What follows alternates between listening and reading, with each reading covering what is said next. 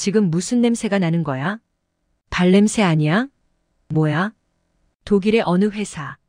점심시간에 구내식당에 들어온 직원들이 태어나서 처음 맡아보는 냄새에 인상을 찌푸렸습니다. 냄새의 정체는 바로 청국장이었는데요. 독일의 구내식당 메뉴에 어떻게 청국장이 오르게 된 것일까요? 청국장은 끝까지 독일인들에게 외면당하게 될까요?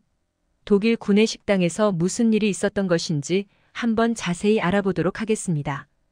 해당 사연은 독일 남성 한스 씨의 SNS 내용을 바탕으로 재구성된 스토리입니다.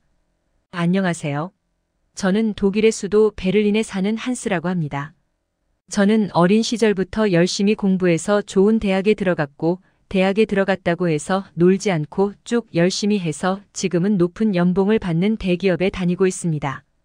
사람들은 저를 보고 엘리트라고 말해요. 저처럼 살면 인생 참 편하겠다고들 하는데요. 하지만 세상에 억만금을 가진 부자라도 고민은 있는 법이죠. 당연히 저에게도 고민이 있었습니다. 그것은 바로 제 몸이었어요. 무슨 병이라도 걸렸냐고요? 아니요. 처음에는 저도 그런 줄 알고 병원에 가서 진료를 받았는데 병 없이 건강했습니다. 제 고민은 살이 찌지 않는다는 데에 있었습니다. 평소에 제가 입이 짧은 것은 부정할 수 없는 사실입니다. 식탐 같은 건 있어 본 적도 없고 인간의 3대 욕구 중 하나라는 식욕도 거의 없는 수준이네요. 저만 그런가 하면 그것도 아니었습니다. 제 주변에 계신 분들 중 저처럼 식욕 없는 사람들이 많더라고요. 그분들이 다 저처럼 마른 체형은 아니라서 다행이라고 해야 할까요? 물론 잘 먹고 다니는 사람들도 많지만 그렇지 않은 사람들이 많은 이유에 대해서 진지하게 고찰해 본 적이 있습니다. 제 생각에는 아무래도 독일 음식이 맛이 없어서인 것 같더라고요. 음식이 맛없는 나라 했을 때 많은 분들이 가장 먼저 떠올리는 것은 영국이실 겁니다. 음식 맛없는 나라 1위는 아니어서 다행이지만 영국 다음으로 가장 음식이 맛없는 나라가 바로 독일입니다. 그런데 사실 영국, 독일만 음식 맛이 없는 게 아니라 북유럽 국가 음식은 다 맛이 없습니다. 와인 잔 등을 비롯한 식기류만 되게 아름답죠. 어쨌든 독일 하면 소시지와 맥주를 떠올리는 분들이 많으실 겁니다. 그리고 학센, 슈니첼 등도 독일의 것이긴 하지만 이것은 진짜 음식이 맛있는 나라의 음식 문화를 흉내만 내고 있는 정도라고 할 수 있습니다. 어릴 적 저의 주식은 슬라이스된 햄과 치즈 한 장을 얹은 식빵 한 장이었는데요. 한국 분들이 듣기에는 그게 식사냐 간식이지 싶으시겠지만 저는 맛있게 먹었습니다. 심지어 저한테는 저 음식이 양반이었어요. 왜냐하면 제가 취직하며 혼자 살기 시작하면서부터는 슬라이스 햄과 치즈를 빼고 식빵만 씹는 경우가 많았거든요. 너무 귀찮은 날에는 빵을 굽는 것도 생략했습니다. 과거에 저는 먹는 즐거움이라는 것을 몰랐던 거죠. 그런데 대부분의 독일인들이 이렇습니다. 진짜 맛있는 음식을 먹어보기 전까지는 먹는 즐거움을 모른 채로 사는 거죠. 태어날 때부터 맛없는 음식만 먹어왔으니까요. 그런데 어쩌다 타국의 맛있는 음식을 먹더라도 그 순간일 뿐입니다. 그렇게 먹는 것에 관심이 없는 독일인들조차도 맛없다며 혀를 내두르는 곳이 있었는데 그곳이 바로 제가 다니는 회사의 구내식당이었습니다. 구운 식빵 한쪽에 햄과 치즈만 올려서 팔아도 어느 정도 괜찮았을 텐데 웬 괴식을 만들어 파는 바람에 직원들이 가질 않았어요. 주방장이 동양인 여자였거든요. 자기네 나라 음식 레시피를 적용하느라 맛이 이상했던 것 같아요. 그래서 저는 구내식당에 가지 않았습니다. 그런데 저만 그런 게 아니더라고요. 많은 동료들이 구내식당에 가지 않고 밖에 나가서 사 먹고 돌아옵니다. 오죽 맛이 이상했으면 그랬을까 싶어요. 처음에는 저도 동료들을 따라 밖에 나가서 점심을 해결했지만 역시 귀찮고 돈이 아까워서 제 자리에 식빵을 구비해 놓고 점심시간만 되면 그것만 몇 장 꺼내 먹었습니다. 그래서 살이 쭉쭉 빠져버렸던 것이죠.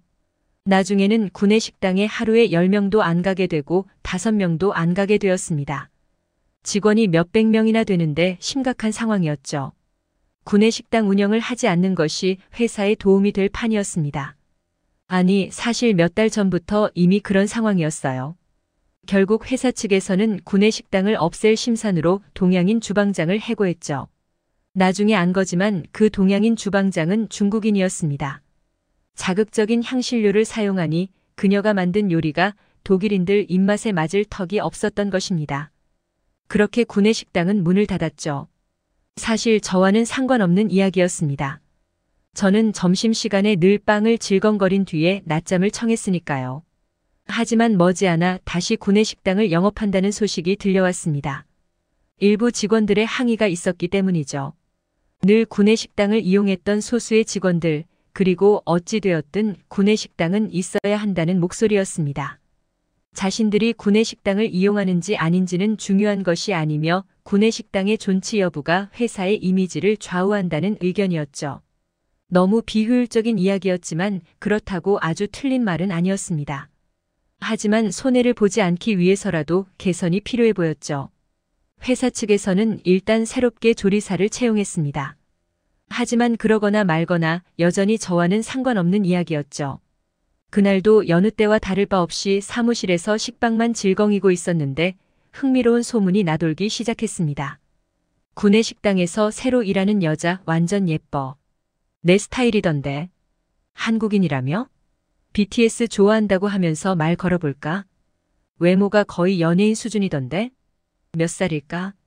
얼마나 예쁘게 생겼으면 그렇게 삽시간에 소문이 퍼질까 싶더군요. 또 저도 남자라서 예쁜 여자에 대해 궁금해지기도 했고요. 그래서 다음 날에 곧장 구내식당으로 가보았습니다. 정말 오랜만에 구내식당에 걸음했던 건데 거의 1년 만에 간 거였더라고요. 파리만 날린다더니 조리사의 미모에 대한 소문 때문인지 사람이 많더라고요. 대부분 남자 직원들이었습니다. 그런데 엘리베이터에서 내리자마자 코를 찌르는 냄새에 살짝 당황했습니다. 어우, 무슨 냄새가 이래. 냄새의 정체는 김치와 마늘이었습니다. 새로운 조리사는 한국인이라더니 전에 있던 중국인 조리사처럼 자기 나라 음식을 강요하는 건가 걱정이 앞섰는데요. 막상 배식대 앞에 가서 보니 그런 게 아니었습니다. 유럽에서 음식 맛있기로 유명한 이탈리아 음식이 준비되어 있었어요. 파스타, 파니니 같은 것들이요. 파스타에는 마늘이 유난히 많이 들어갔고 곁들이는 음식에 김치가 있었던 거죠. 김치가 왜 있어? 그건 반찬이라고 해요. 제 혼잣말에 대답해 준 건 조리실의 그녀 유아였습니다. 네, 맞아요. 새로 구내식당 조리사로 일하게 되었다던 미모의 한국인이요. 소문이 괜히 난 게 아니더라고요. 정말 예뻤는데 말씨도 상냥했습니다. 오늘 만든 파스타는 드시면서 느끼하다고 느끼실 수도 있을 것 같아서 김치를 준비했어요. 음식을 먹다가 속이 더부룩할 때 먹어주면 아주 좋거든요. 피클과 비슷해요. 오, 그렇군요. 잘 먹을게요. 음식이 아주 맛있어 보이네요.